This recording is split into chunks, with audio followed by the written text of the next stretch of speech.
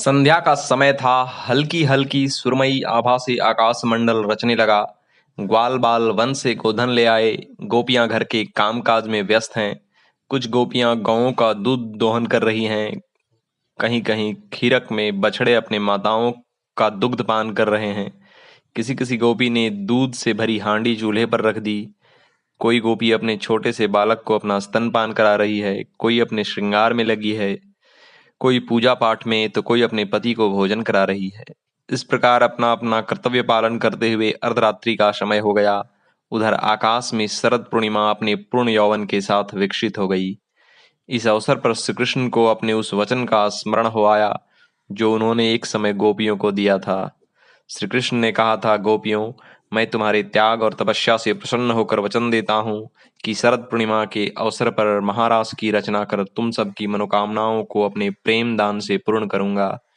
श्री कृष्ण के मुख से ऐसे मधुर वचन सुनकर गोपियां हर्षित हो गईं और भविष्य के सपने संजोए अपने घर को लौट गईं।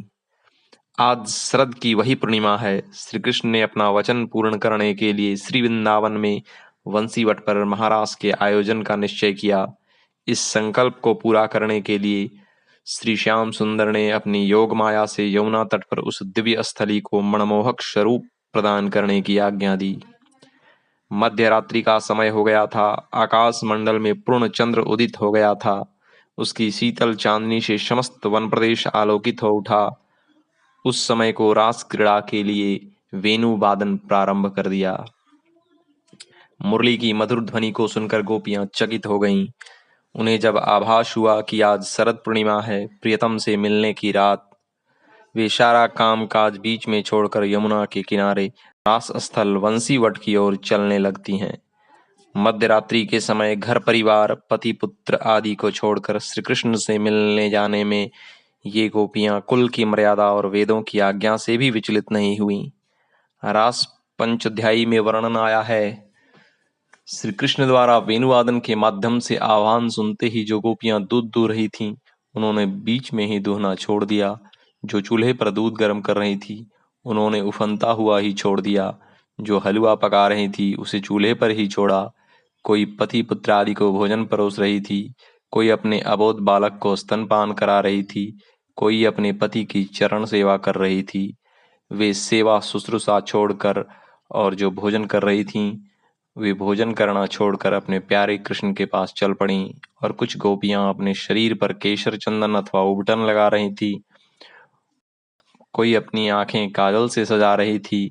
कोई वस्त्र धारण कर रही थी। श्री कृष्ण मिलन की उत्सुकता में सबने अपने कार्य अधूरे ही छोड़ दिए। प्रेम मत वाली गोपियां चल पड़ी हैं अपने प्रियतम से मिलने।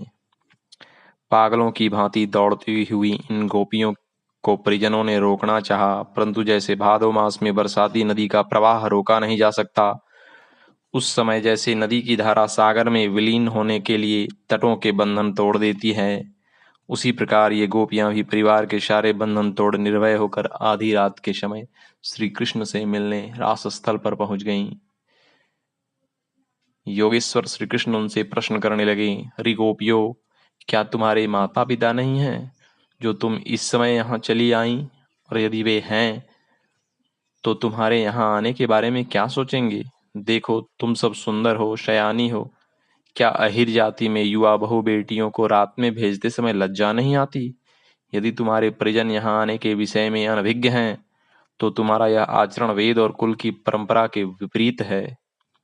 तुमने मर्यादा विरुद्ध कार्य करके पाप किया है। अतएव उचित यही है कि तुम सब अभी और इसी समय अपने घरों को लौट जाओ। इतना सुनकर गोपियों ने विनय पूर्वक उत्तर दिया, हे ब्रजराज, हम गांव की गंवार अहिरणी अवश्य हैं, परंतु हम वेद की मर्यादा, कुल की रीति, परिजनों के प्रति कर्तव्य बोध, नारी सुलभ लज्जा, रात्रि के समय घर त्याग कर वन में अकेले पुरुष से मिलने का परिणाम भली प्रकार समझती हैं। हे श्याम सुंदर, हम धर्म, लज्जा, पति तथा स्वजनादि का त्याग कर आपकी चरण रज प्राप्ति के लिए यहाँ आई हैं। इस प्रकार के कटु वचन बोलकर हमें हमारे मार्ग से विचलित करने की चेष्टा न करो। हे स्वामी, हम दीनहीनों पर प्रसन्न होकर हमारी मनोकामना पूर्ण करो। श्री कृष्ण ने कहा, हे गोपियों, मैं तुम्हारी भाव साधना से अति प्रसन्न हूँ। तुमने जिस फल की प्राप्ति के लिए एकनिष्ठ भाव से मेरी आराधना की थी, मुझे पति रूप में प्राप्त करने हेतु तुमने कठोर साधना की। अब मैं तुम्हें उसका फल दे रहा हूँ। आओ, मैं तुम्हारे कार्य सिद्धि हेतु रास की रचना करता हूँ। श्री कृष्ण ने गोपियों के साथ यमुना के परम रमणीय पुलीन पर पदार्पण किया। यह पुलीन यमुना की शीतल तरंगों और सुगंधित वायु से परिसेवित था। इस प्रकार के आनंदप्रद पुलीन पर भगवान श्री कृष्ण गोपियों संग दिव्य महारास करने लगे। इस अवसर की शोभा का वर्णन करते हुए सूरदास जी ने लिखा है, महारास का शुभारंभ हुआ। इसमें श्री कृष्ण और गोपियां बादल और बिजली के समान सुशोभित हैं। रास मंडल के मध्य में श्री राधा के संग श्री कृष्ण नृत्य मुद्रा में खड़े हैं। इनके चारों ओर घेरा बनाकर गोपियां भगवान के आदेश की प्रतीक्षा में हैं। श्री कृष्ण का संकेत पाकर रास नृत्य प्रारंभ हुआ। इस नृत्य की गति इतनी तीव्र थी, ऐसा प्रतीत हो रहा था मानो एक एक गोपी के संग एक एक कृष्ण नृत्य कर रहे हों। यमुना की शीतल जलधारा, शरद पूर्णिमा की शीतल चांदनी और इस चांदनी से युक्त रात्रि, ऐसे मनोरम वातावरण में रसिक शिरोमणि योग योगेश्वर महारासेश्वर भगवान श्री कृष्ण ने इन समस्त गोपियों को अपने प्रेम का दान देकर उनकी युगों युगों की मनोकामना पूर्ण की। ओम।